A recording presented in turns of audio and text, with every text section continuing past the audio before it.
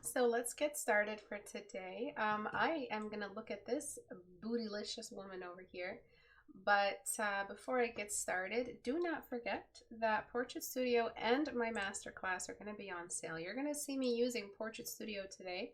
I thought it's time for me to bring it out because we're going to be looking at a figure with many proportion problems. Abu is nearly done the prototype for the update that is coming up. That includes Control Z. I hope you guys are excited. I will be using the prototype before it's ever released in front of you guys. And it'll last for a while, maybe like 3 weeks, and it'll be like 55% off for my masterclass, which you've seen me discuss and use and refer to, and my Portrait Studio, which you're going to be seeing me use today. If you have learned something from today's class and you want to give back, please, please, please consider joining as a $1 patron. So it's not about pledging a lot. It's not about a lifetime commitment of like $20 a month or something that is too much to pledge. It's just $1 and encourages the community to pledge as a collective, so to keep the community running exactly as it has been for a decade. And I've never asked for payment for Critique Hour. It's always been free, but it's a support option open to those who wish to support, and it's just $1 a month from everyone. This price will never change. So for the $1 patron watchers, you're given the full Critique Hours that I edit. Private full-length versions are available only to patrons, and the watchers get those. But it's just $1 a month for all of that. And before we even get started, I want to just point out my problems with it. You know, there's no real graceful way to tackle something like this. You just haul ass and you just throw everything you've got on it. So what I'm going to do is just throw all my skill at it. But before I get started, I just want to outline what my problems are with it. Okay, so the tilt in the head, the 3/4 view, is not a very happy, healthy 3/4 view. Not only did you distort along a perspective axis, meaning you shrunk the other eye. This doesn't happen. There isn't enough closeness to the camera for the eye to be shrinking this much. The hair is hiding her most important asset. Sorry, I had to do that. And I'm not sure really why you did it. It's all about the butt, and you've hidden everything about it. And then the arm is kind of feeling like it doesn't belong there. If this is, I can't tell, I'm trying to like crank my head. If this is the ass crack right here, this is all wrong. I feel like there is some kind of butt right here. Okay, so we're going to trail that butt crack all the way up. This is going to be a funny class. And we're going to try to create some kind of connection with the spine. The spine seems to be moving this way, so the butt crack should have been there. But you kind of cut, so we have like a full... we have like quadrants now of butt.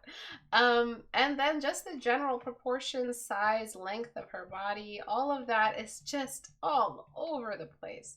So when we cross and compare both of these, where do we see problems? Well, you see this big pyramid, and you don't have that. Yours is kind of like a square. Wait, there's no butt crack, so there's no extra butt crack. I can avoid that. Do you see what I'm saying? And then the hair that you drew came in and added even more of a square.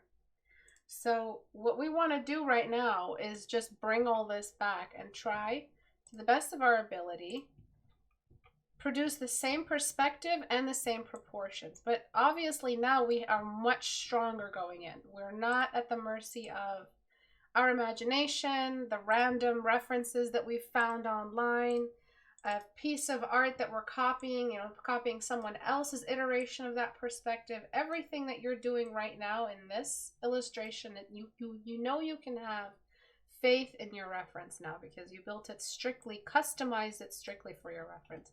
That's why Portrait Studio is awesome. So now that I have access to all that, I'm just going to start my surgical process. And then I'm going to re-enable that background of yours. We had star textures, we had a whole moon texture, we had gate textures for the castle behind her. Listen, you don't need to do a lot of work to the background if the focal point is in the foreground. You don't. It's not news. You don't need to distract the viewer from the thing you worked 17 hours on. To add more information just for the points. You don't need to distract the viewer. You're losing points by distracting the viewer. So what I'm trying to do is just make the background disconnected from the information of the foreground. Blur, Gaussian blur. And I'm just blurring it.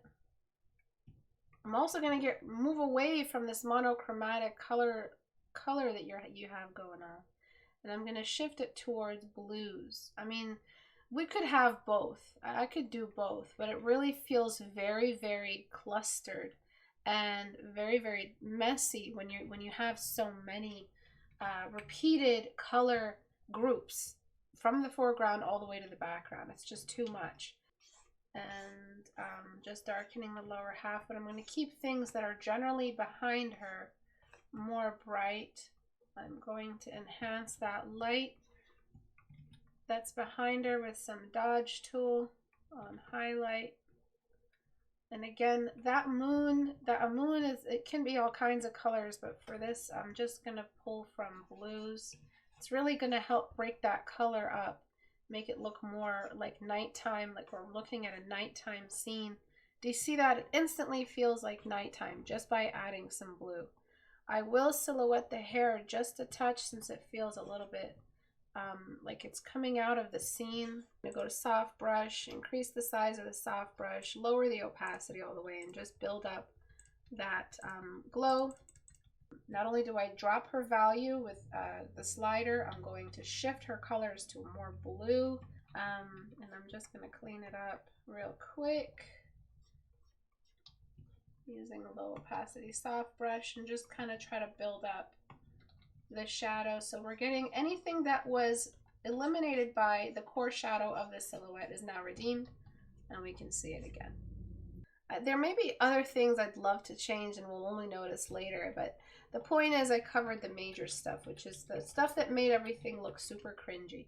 And that was the distorted proportions, the excessive detail, the excessive contrast, the contesting background with the focal point, the bad perspective. All of that stuff really, really broke your image. So before, after. And you didn't know how to stack. And you can only stack once you understand rotation. Once you have a model to rotate. So buy Portrait Studio, man. And also, it's going to be on sale at 55% off next week. So you don't have to buy it at full price right now. You can wait and it'll be off 50% off. 55% off the original price. Before, after. All right, much more realistic in the perspective of the face. Feels like a character that is just, you know, we can see a human in there. The missing butt crack has been found, ladies and gentlemen. We have found the missing butt. We can still see the imprint of the castle, so we can still have an environment. Backgrounds aren't all that. Backgrounds don't have to be all that much work, right? But look at that. I mean, the star of the show, yes, is Portrait Studio because it helped us figure out all this perspective and dress the style with a believable perspective, but also the silhouette, man. Come on. Isn't the silhouette the best ever? And if you look at all the league splashes that have ever been made, they all have some form or other of a silhouette.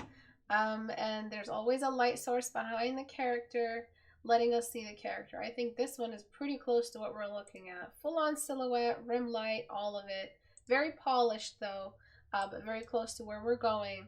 And it's a go-to light source for these league splashes that everyone's so crazy about. The formula is so easy to crack. Thank you everyone for watching today. I really appreciate those who come out to the live stream. The live stream is every Tuesday and Thursday at 5 p.m. Eastern Time. I just pick random work to look at and critique it. If you want your work critiqued, you can submit your work either to the subreddit, if you click here, top right icon on my website, istebrak.com, or click on the community, also top right, and click on the join the official Discord server. I believe I grabbed the one from today from the Discord server. I'm not 100% sure, but I look at pieces from either. And please don't forget that Portrait Studio, which you saw today, is going to be on sale in a couple weeks. In 1 week, it's going to be on sale. And also, if you can, if you did learn something today and you want to give back, please consider joining as a $1 patron. That's just $1 if you have the energy to go get your credit card and all that. But I would really appreciate it if you guys join. My goal is 1,000 patrons. I'm doing all of this for free, so this isn't a pledge that you have to do. I critique this piece today for free, but I do request that you guys, if you are able, to pledge for $1. It's just $12 a year, and if everybody does it, it's going to be like an army of support. And it means more if it is everyone doing it. So you may say, oh, the next guy will do it. But please consider doing it yourself. Thank you so much for those who have joined. I really appreciate all the support. It keeps the community going. It keeps everything low pressure for me so that I can always show up to these critique hours and have these really fun, amazing learning experiences with you guys. Thank you guys for joining. I'll see you guys next class at 5 p.m. Eastern Time. Bye.